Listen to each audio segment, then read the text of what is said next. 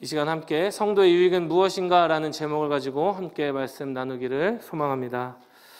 우리 추운 겨울인데 또 집에 가서 쉬시는 것보다 하나님의 은혜를 사모하여서 이 자리 가운데 나온 모든 주의 백성들, 우리 열방교 성도님들 주님의 이름으로 환영합니다.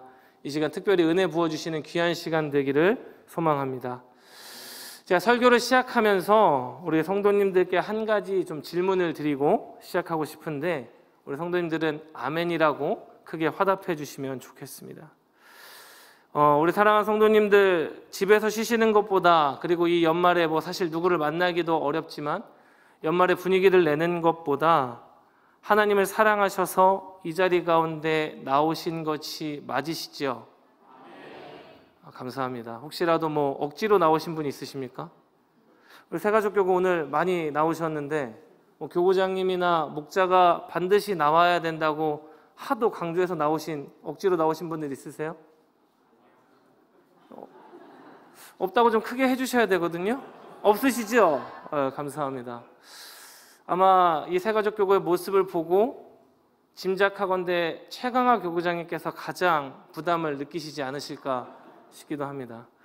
이렇게 많이 나와주셔서, 은혜를 사모하는 마음으로 많이 나와주셔서 감사합니다. 그러면 사람마다 내가 좋아하는 것도 다 다르고 내게 유익이 된다라고 생각하는 것도 다 다를 수 있습니다. 예전에 저희 부교육자들이 함께 용현동 이 폴하우스에서 바울관에서 함께 사택에서 지내고 있거든요. 그런데 한 부목사님을 통해서 제가 겨울철에 작년 요맘때쯤으로 기억하는데 굴을 얻어먹은 적이 있어요. 석화 굴을. 이 목사님께서는 자기는 해산물을 잘 먹을 줄 모르는데 성도님께서 주셔가지고 받아왔는데 혹시 이거 드실 분 있냐라고 말씀해 주셔서 제가 재빨리 저희 아내에게 뒤도 돌아보지 말고 가지고 오라고 이야기했습니다. 아내가 그 굴을 가지고 왔어요. 분명히 소라도 있다 그랬는데 그 소라는 이재국 목사님이 가져가셨대요. 어찌됐든 그 석화 굴을 제가 아주 맛있게 먹었습니다. 여러분, 그 굴은 저에게 있어서는 제 입의 기쁨이고 즐거움일 수 있는데 그것을 잘 먹을 줄 모르는 분이나 혹은 알러지가 있는 분들에게는 결단코 유익이 될 수 없는 것이죠. 그러니까 이처럼 누구에게나 즐거움이나 유익을 가져다 주는 것은 다를 수 있다는 것입니다. 내가 좋아하는 것을 꼭 저 사람이 같이 좋아하리라는 보장은 없는 것이죠. 여러분, 세상에 속한 사람들은 자신의 삶의 유익을 위하여서 그 유익을 쫓아 사는 삶을 살아가게 됩니다. 그래서 내가 가치로 여기는 물질을 위해서 살아가기도 하고 건강을 위해서 살아가기도 하고 여행을 좋아하시는 분들은 그것이 나에게 유익을 가져다 주기에 늘 여행을 다니며 살아가기도 하지요. 그런데 우리가 이렇게 3일 밤 예배에 나간다고 하면, 수요일 밤에 예배에 나간다고 하면 그러한 사람들의 기준에서 바라볼 때에는 이 시국에 꼭 교회를 가야 하느냐라고 물어볼 수도 있을 것 같고, 피곤한데 저녁에 집에 가서 쉬는 게 어떻겠냐라고 말할 수도 있을 것 같습니다. 사실 집에서 편히 쉬면서 이렇게 추울 때 따뜻하게 전기장판 데펴놓고 그 위에서 드라마 한 편 보는 것도 참 좋은 일일 수 있지요. 그러나 하나님을 믿는 사람들에게는 가장 큰 유익이 되는 것이 무엇입니까? 하나님을 더욱더 가까이 하는 것인 줄로 믿습니다. 주의 은혜를 경험하는 이 예배의 자리인 줄로 믿습니다. 여러분, 사실 이렇게 수요 예배, 이 수요 저녁 예배에 나오실 정도의 믿음을 가진 성도라면 이미 세상의 유익을 쫓아서 돌아가기엔 늦으신 분들이에요. 한번 상상해 보시죠. 내가 언제나 늘 예배를 사모함으로 주 앞에 나오기에 힘썼어요. 그렇게 일평생을 살아왔습니다. 그런데 어느 날 너무 몸이 피곤해요. 수요일 저녁인데 마음도 피곤하고 몸도 피곤합니다. 그래서 예배를 드려야 하는데 생각하다가도 그래, 오늘은 좀 하루 쉬자. 평생 드린 예배니까 오늘은 좀 하루 쉬자 하고 여러분 샤워하고 침대에 탁 누우면 처음에 한 5분, 10분은 편안할지도 몰라요. 그런데 우리의 마음 가운데 예배의 자리 가야 되는데, 기도해야 되는데, 여러분 이런 생각이 들어요, 안 들어요? 들어요. 그러니까 우리의 유익은 하나님께 있는 줄로 믿습니다. 우리 옆에 분들과 좀 인사를 나누실까요? 당신은 이미 늦었습니다. 세상의 유익을 쫓아 살아가기에는 이미 늦은 사람들이 모인 곳이 바로 이 자리인 것이죠. 여러분, 그런데 늦어도 아쉽지 않습니다. 왜 그렇습니까? 하나님 안에서 누리는 성도의 유익이 훨씬 더 크고 소중하기 때문에 그렇습니다. 그래서 우리는 세상이 알지 못하는 유익을 누리면서 살아가죠. 믿지 않는 사람들이 보면 도대체 뭐가 있기에 저렇게 교회도 나가고 봉사도 하고 섬기고 교제하는지 이해할 수 없겠지만, 그것을 주님께서 주시는 유익을 경험한 성도는 세상의 것과 비교할 수 없는 것을 품고 살아가게 됩니다. 신앙을 통하여서 기쁨도 누리고 위로도 받게 되고 힘을 얻기도 하고 말 그대로 우리의 유익을 얻게 되는 삶을 살아가는 것이죠. 그렇다면 하나님께서 성도에게 유익을 부어주시는, 성도가 유익한 삶을 살아가게 하기 위한 통로 두 가지를 부어주시는데, 그것이 무엇이냐? 첫째가 말씀이고 둘째가 기도입니다. 이것을 다른 말로 표현하면 우리가 성도로 살아갈 수 있게끔 우리를 지탱하는 두 가지의 엔진이 첫째가 말씀이고 둘째가 기도가 된다라는 것이지요. 이것들을 통하여서 하나님의 은혜에 잠기게 되고 하나님을 더욱더 사랑하게 되고 하나님이 부어주시는 것들이 나의 유익이 되는 것입니다. 말씀과 기도를 통하여서요. 성경의 많은 인물들이 바로 이 말씀과 기도로서 하나님과 동행하였음을 성경은 우리에게 나타내 보여주고 있습니다. 오늘 우리가 함께 읽은 본문의 다니엘도 마찬가지이죠. 어려서부터 말씀과 기도로 훈련받았습니다. 또 믿음을 지키기에 최선을 다하였습니다. 그러하기에 그의 삶 가운데 주님의 동행하심이 곳곳에 나타나고 있는 것이죠. 그래서 늘 환경과 처지에 상관없이, 자신의 모양과 상관없이 하나님 앞에 나아가게 힘썼던 사람이 바로 믿음의 사람 다니엘이었습니다. 오늘 그가 어떻게 주 안에서 이 말씀과 기도로 유익을 누렸는지를 함께 나눠보는 시간을 갖고자 합니다. 먼저 오늘 본문 1절을 함께 읽으면서 본문의 배경을 함께 살펴봤으면 좋겠는데요. 오늘 본문 1절은 이렇게 이야기합니다.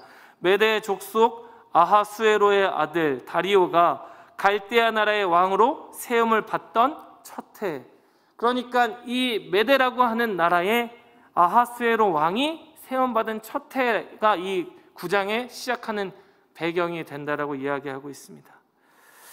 다니엘은 아주 어린 시절에 메대가 아니라 이 앞선 나라 바벨론에 친구들과 함께 포로로 잡혀오게 되었습니다. 그리고 포로로 지내는 동안에 여러 사건들이 있었지만 하나님의 보호하심과 인도하심으로 말미암아 총리의 지고한 위치까지 오르게 되죠. 그런데 다니엘서 8장에 보면 이 강대국 바벨론의 마지막 왕이었던 벨사살이 통치하던 해에 다니엘이 환상을 보게 됩니다. 그 환상이란 어떠한 것이었느냐? 우리 그림을 좀 보여주시면 좋겠는데요. 2개의 뿔을 가진 순양도 보였었고 두 눈 사이에 현주한 뿔이 있었던 염소의 환상도 보았습니다. 이 둘이 아주 격렬하게 싸우면서 막 뿔이 부러지기도 하고 좌우로 흩어졌다가 커졌다가 하는 그러한 모양의 환상들을 다니엘이 보게 되죠.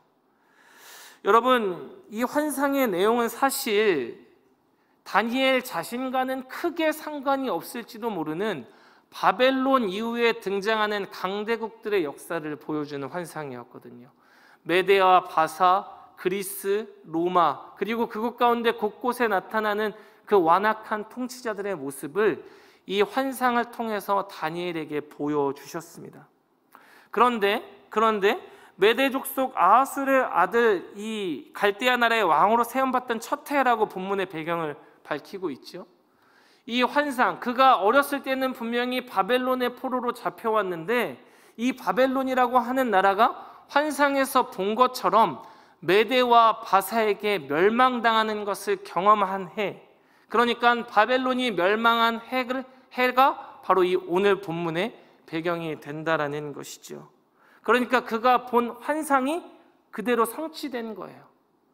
다니엘이 분명히 바벨론에 있었을 때에 본 환상이 완전히 성취되어서 메대와 바사, 그러니까 페르시아 왕국이 건설되었다라고 이야기하고 있습니다.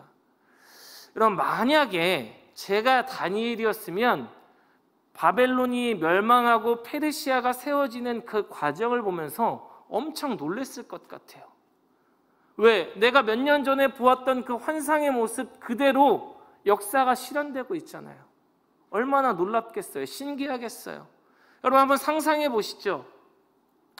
여러분들이 오늘 집에 가서 잠을 주무시는데 꿈에 정확하게 6개의 숫자가 탁탁탁탁탁탁 등장해요. 여러분 어디로 가시겠어요? 어디로 가시겠어요? 복권 사러 가실 거잖아요. 만약에 그 숫자가 45 이하의 숫자라면, 부푼 꿈을, 부푼 기대를 안고 하나씩 맞춰보는데 다 맞았어요. 여러분 그러면 놀라겠어요? 안 놀라겠어요? 놀라죠. 신기하죠. 내가 본 대로 그대로 이루어졌으니까요.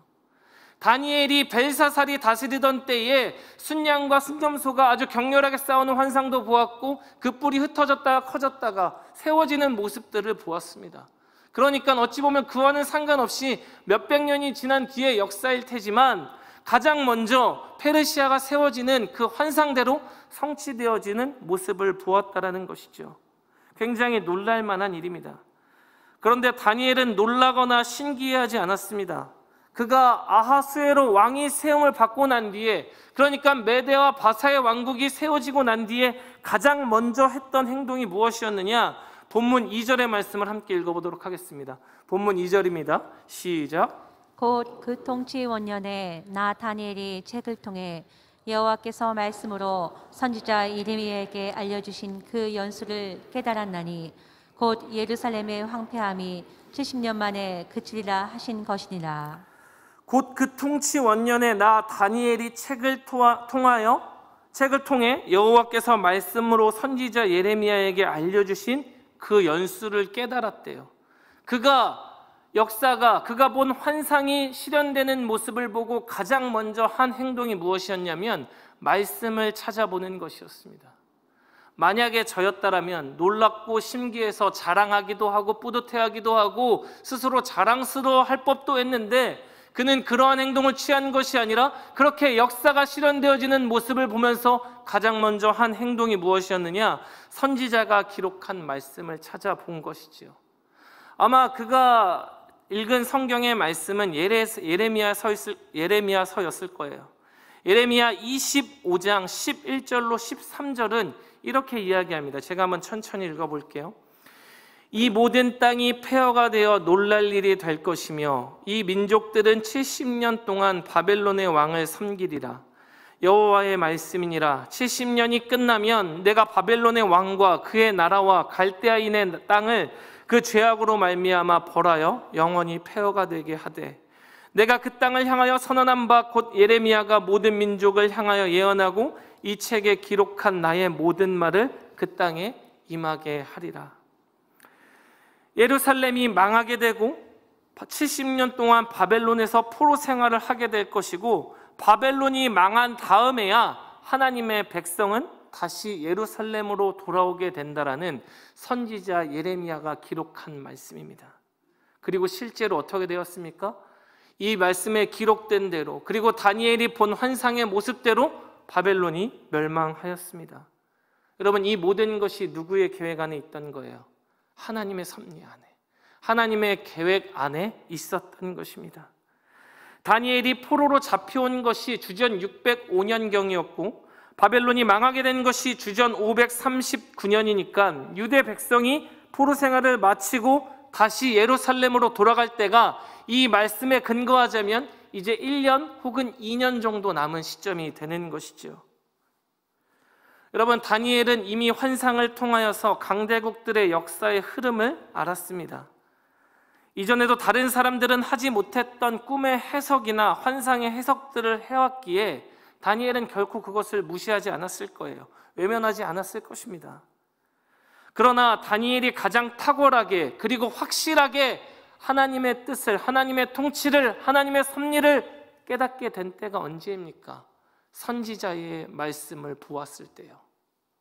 환상을 통하여서도 아니고 그가 능력이 있는 자기에 총리의 자리에 있기에 지구한 위치에 있고 나이도 있고 경륜도 있고 노련미도 있기에 국제 정세를 바라보면서 판단할 수 있었음에도 불구하고 먼저 판단한 것이 아니라 선지자의 말씀을 보았을 때 그는 하나님의 섭리와 하나님의 통치를 경험할 수 있었던 것입니다. 사랑하는 성도 여러분, 반드시 기억하여 주시기 바랍니다. 하나님의 성도에게 유익을 주시는 통로 첫째가 무엇이었습니까? 말씀이었어요. 그런데 그 말씀을 통하여서 우리가 어떠한 유익을 누릴 수 있느냐? 하나님의 통치와 섭리를 깨달을 수 있고 하나님의 하나님 되심을 깨달을 수 있는 줄로 믿습니다. 여러분, 길을 가는 사람 아무나 붙잡고 한번 물어보세요. 이 말씀을 보여주면서, 성경을 보여주면서 창세기를 좀 읽어보라고. 하나님이 세상을 만드셨대요. 6일 동안 말씀으로 만드시고 7일째에 안식하셨대요. 그리고 당신을 위해서 예수를 보내주셨대요. 여러분, 그 말씀을 보면서 우리는 하나님의 섭리와 하나님의 사랑을 깨닫지만 세상은 그러하지 못해요. 그 유익을 누리지 못한다고요. 이 말씀을 통하여서 주님께서는 우리에게 유익을 주시는 통로로 삼으시는데 그것이 무엇이느냐? 하나님의 섭리를 깨닫게 하시고 하나님의 통치를 깨닫게 하시고 하나님이 이 온 우주 만물을 운영해 나가시는 이 시기에 하나님 되심을 깨닫게 해주는 은혜가 바로 이 말씀 안에 있다는 것입니다. 다니엘은 그러하기에 가장 놀라운 순간에, 가장 신기한 바로 그 순간에 말씀을 펴서 읽기 시작했습니다. 선지자의 말씀을 펼쳐보면서 하나님의 뜻이 여기 있었구나. 하나님의 섭리가, 하나님의 통치가 여기에 있었구나라는 것을 깨달을 수 있었던 것입니다. 여러분, 이 유익은 성도들만이 누릴 수 있는 유익이라고 제가 말씀드렸습니다. 그래서 특별한 자에게 특별히 부어주신 계시라고 해서 우리가 특별 계시라고 부르는 것이지요. 여러분, 사실 예수님 시대 때도 생각해 보면 바리새인이라고 하는 사람들은 얼마나 말씀을 중히 여겼는지 미간과 손목에 띠를 매서 늘 말씀을 묵상하였었고 금식하며 기도했던 자들이었어요. 그런데 그들이 말씀의 유익을 누려서 하나님의 통치를 깨달은 자들이었느냐? 그렇지 않아요. 그들은 말씀대로 기록된 메시아를 알아보지 못했고 십자가에 매달았습니다. 여러분, 그러니까 이 말씀이라는 텍스트 자체가 우리에게 유익을 가져다 주는 것이 아니라 성도에게 주님께서 말씀을 부어주심으로 말미암아 특별히 우리에게 계시된 은혜, 하나님의 섭리와 통치가 우리에게 유익이 되는 줄로 믿습니다. 그래서 개혁주의자인 헤르만 바빙크라고 하는 사람은 그의 책을 통해서 이렇게 이야기합니다.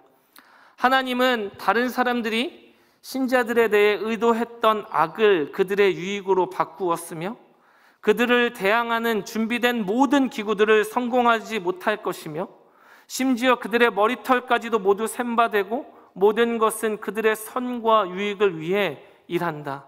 따라서 창조된 모든 것은 하나님의 권세 가운데 있으며 하나님의 통치하에 있다. 성경은 우연과 운명을 알지 못한다. 하나님은 모든 것을 자기의 뜻의 경륜에 따라 역사하시고 모든 것을 자기의 미덕들, 자기 이름의 영광을 계시하는 데 사용한다. 성경은 이 모든 것을 아름답게 요약한다. 성경에 기록된 그 섭리에 관하여서 바빙크가 설명하고 있는 부분입니다. 하나님의 통치와 섭리를 어디서 깨달을 수 있습니까? 말씀을 통하여 깨달을 수 있는 것이죠. 성경에는 우연과 운명은 존재하지도 않고 오직 주의 뜻대로 통치되어지는 이 세상임을, 이 시대임을 분명히 말하고 있습니다. 결국 이 모든 것은 주의 영광을 위해서입니다. 기나긴 포로의 역사가 끝나는 것도, 강대국들이 흥하고 망하는 그 모든 역사도 주님 손에 달려 있습니다.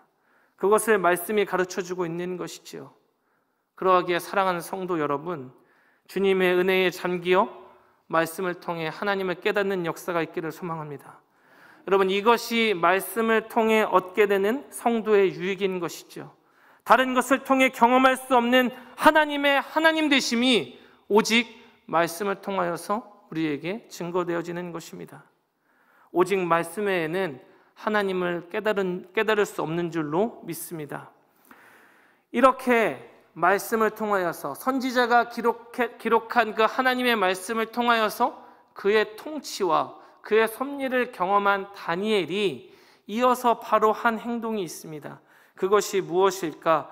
우리 본문엔 3절에서 6절 말씀 조금 길기는 하지만 우리 천천히 같이 한번 읽어보도록 하겠습니다. 시작. 내가 금식하며 베옷을 입고 죄를 덮어쓰고 주 하나님께 기도하며 간구하기를 결심하고 내 하나님 여호와께 기도하며 자복하여 이르기를 크시고 두려워할 주 하나님, 주를 사랑하고 주의 계명을 지키는 자를 위하여 언약을 지키시고 그에게 인자를 베푸시는 이시여, 우리는 이미 범죄하여 패역하며 행악하며 반역하여 주의 법도와 규례를 떠나싸우며 우리가 또 주의 종 선지자들이 주의 이름으로 우리의 왕들과 우리의 고관과 조상들과 온 국민에게 말씀한 것을 듣지 아니하였나이다.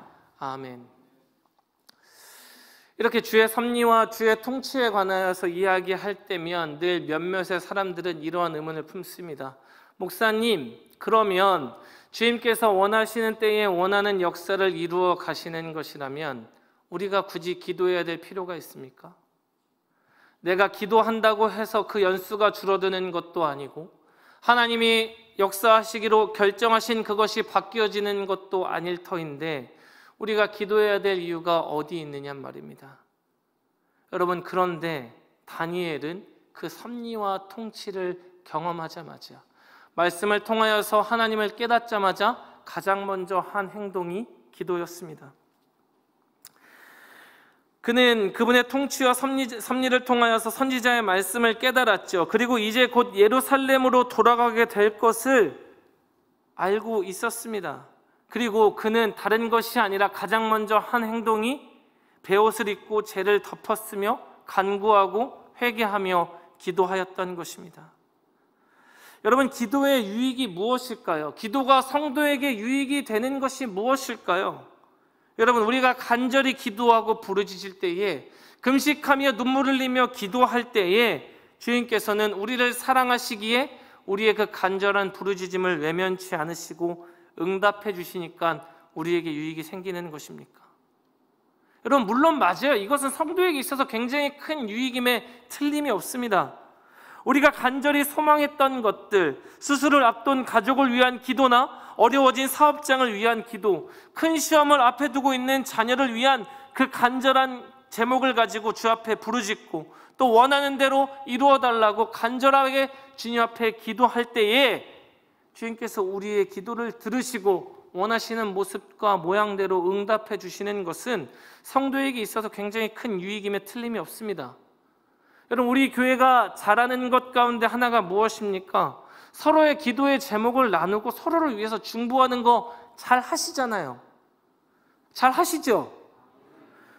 제가 우리 열방교회에 와서 느낀 것 가운데 하나가 무엇이냐면 중보기도에 힘이 있음을 느껴요.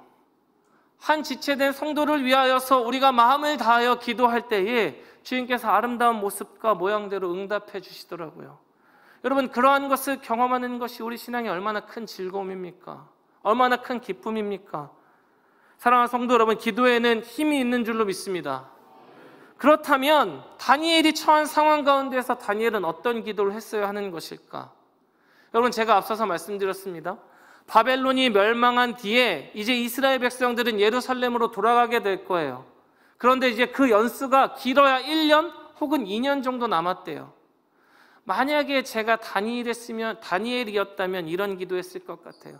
하나님, 오랫동안 우리가 노예 생활했습니다. 포로 생활했습니다. 너무나도 힘이 드니까 1년, 2년 도저히 기다릴 수가 없습니다. 그 기한을 좀 앞당겨 주셔서 당장 다음 주에라도, 안 되면 다음 달에라도 좀 우리가 하루빨리 고향 땅으로 돌아갈 수 있도록 인도해 주시면 안 되겠습니까? 만약에 주님께서 정하신 때가 있고 정하신 기한이 있다면 주님, 우리가 그 기간 동안에 버틸 힘을 좀 우리에게 주시면 안 되겠습니까? 너무나도 힘든 시간이 오래 지속되었기에 다들 지쳐서 쓰러지고 있으니까 아버지, 좀 우리에게 힘을 주세요. 이렇게 기도했을 것 같아요. 그런데 다니엘은 자신 앞에 눈앞에 놓인 그 상황을 위해서 기도했던 것이 아니라 오히려 죄를 뒤집어 쓰고 금식하며 베옷을 입고 우리의 죄, 조상들의 죄까지도 회개하며 주 앞에 기도했습니다. 왜 그러했을까요? 여러분, 그는 깨달아 알고 있었던 것입니다. 그는 이미 환상을 보았기 때문에 알고 있었던 것입니다. 70년의 포로 생활이 끝남과 동시에 그들에게는 행복한 삶만 남아있는 것이 아니라 여전히 강대국들의 역사는 이어지거든요. 그리스가 나타나고 로마가 나타나고 안티오쿠스 황제가 나타나서 그들을 처절하게 고난의 자리, 고통의 자리로 몰아넣을 것임을 알고 있거든요. 그러니까 당장 내 눈앞에 놓인 문제를 해결하는 것이 아니라 그의 기도는 철저하게 하나님밖에 나의 답이 없고 하나님만이 나의 인생의 오직 유일한 답이라고 매달리며 기도하며 회개했던 것입니다. 여러분, 이 말은 문제 해결을 위하여서 기도할 필요가 없다는 말이 결단코 아닙니다. 그런데 성도 여러분, 우리 앞에 놓인 그 문제를 해결한다고 해서 우리의 인생이 이 시대와 민족의 문제가 종착되는 것이 아니라는 사실을 우리는 분명히 인정해야만 합니다. 여러분, 코로나가 만약에 끝나고 다 해결이 되면 내 인생의 문제들도 다 해결되어지는 것입니까? 내 아이가 상급학교에, 좋은 상급학교에 진학한다고 해서 그 아이의 인생길 앞에 탄탄대로만 펼쳐집니까? 내가 산 주식이 오르고 질병도 회복되어진다고 해서 내 모든 인생의 문제가 해결되어지느냐는 것입니다. 여러분, 다니엘은 환상을 통해 이미 그것들이 아님을 깨달아 알고 있었습니다. 한 나라가 일어난다 할지라도 여전히 다른 강대국이 존재하고 여전히 또 다른 문제들이 그들을 괴롭힐 것을 알고 있었습니다. 그래서 다니엘은 예루살렘으로 귀환에 관한 말씀을 읽고 나서 자기가 본 환상의 성취를 보고 나서 기쁨에 빠지거나 이미 다 끝났다라는 태만함을 누리지 않았습니다. 오히려 베옷을 입고 금식하였습니다. 그가 회개해야만 예루살렘으로 돌아갈 수 있기 때문이 아니라, 그가 회개해야만 주님께서 도와주실 것이기 때문이 아니라, 분명히 약속대로 다시 돌아가겠지만 여전히 걸어야 할 험난한 길들이 남아있기에 이 백성의 길은 하나님밖에 없다라고, 하나님밖에 없기에, 기도할 수밖에 없기에 주 앞에서 간절히 매달려 기도했던 것입니다. 예루살렘으로 귀환하는 것이 살 길이 아니라 하나님이 그 백성의, 그리고 다니엘의, 우리의 살 길이 되는 것입니다. 강대국을 의지할 것도 아니었습니다. 그들은 여전히 흥하고 망하기를 반복할 것입니다. 다니엘이 본 환상대로라면 이스라엘 백성은 메시아를 통하여서 하나님 나라가 이 땅에 도래할 때까지 강대국들 사이에서 줄타기를 하며 웃을 때도 있고 울어야 할 때도 있을 것입니다. 마치 그들의 운명이 강대국의 손에 달려있는 것처럼 보일 수도 있죠. 그 와중에 하나님의 백성이 해야 할 것이 무엇입니까? 하나님을 붙드는 일이에요. 하나님을 떠나지 않는 일입니다. 살려달라고 부르짖음이라도 좋고 잘못했다라는 회개라도 좋습니다. 왜 나를 도대체 이러한 구렁텅이로 몰아넣느냐고 하나님 앞에 부르짖어도 좋아요. 사랑하는 성도 여러분, 그런데 우리는 반드시 기도해야만 합니다. 왜 그렇습니까? 하나님만이 우리의 길이기 때문에 그렇습니다. 그래서 기도해야 하는 것이죠. 기도하지 않아도 분명히 하나님께서는 그 백성을 자신들의 뜻대로 인도하시겠지만, 또 기도하지 않는다고 해서 우리를 박대하지 않으시겠지만 우리는 기도해야 합니다. 우리에게 가장 필요한 것이 지금 이 문제의 해결이 아니라 하나님이라는 것을 깨닫는다면 우리는 하나님의 품을 찾지 않을 수 없기 때문에 그렇습니다. 그러기에 성도는 짧은 시간이라도, 잠깐 읊조려 기도하더라도, 잠깐 운전하면서 기도하더라도 반드시 기도해야만 하는 것이죠.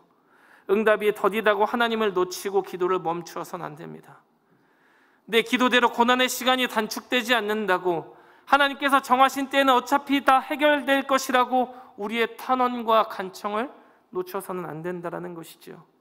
하나님의 마음은 그 강대국이 있는 것도 아니었고 우리를 둘러싼 환경에 있는 것도 아닙니다. 바로 우리 죄인들, 주 앞에 자복하며 나아가는 우리들에게 있기 때문에 그렇습니다. 우리 성도님들 다 같이 한번 따라해 봤으면 좋겠습니다. 하나님밖에 없기에 우리는 기도해야 합니다. 다시 한번요. 하나님밖에 없기에 반드시 기도해야 합니다. 여러분, 하나님밖에 없는 나의 인생에 우리가 기도하지 않을 수 있겠습니까? 다니엘은 그 모든 인류의 강대국들의 역사를 바라보면서 하나님의 통치인 것을 깨달으면서 이제 예루살렘으로 돌아갈 날이 불과 얼마 남지 않았음을 깨달았으면서도 여전히 주 앞에 자복하는 모습을 보이고 있는 것이죠. 우리가 기도를 통하여서 얻는 것이 무엇입니까? 우리 인생에 의지해야 될 유일한 분이 하나님이라는 사실을 깨닫는 것입니다.